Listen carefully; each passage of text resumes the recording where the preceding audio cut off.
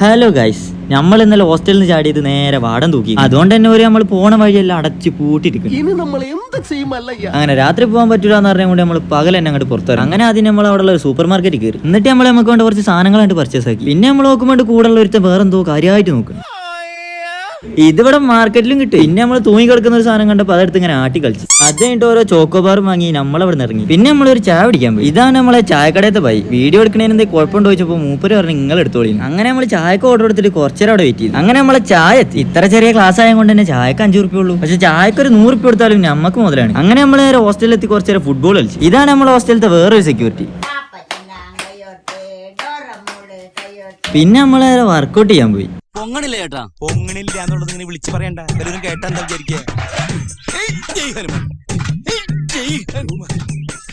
അപ്പൊ അതാ വേറൊരുത്തൻ വീഡിയോ എടുക്കുന്ന വിചാരിച്ച് മുഖം മറിച്ചിക്കാണ്. ഞാൻ പോണേണ്, വെറുതെ എന്തിനാണ് ഒരുപാട് എക്സ്പ്രഷൻ ഇട്ട് ചാവണത്. അങ്ങനെ നമ്മൾ നേരെ റൂമിൽ പോയി. അപ്പൊ ബാക്കി ഇനി പിന്നെ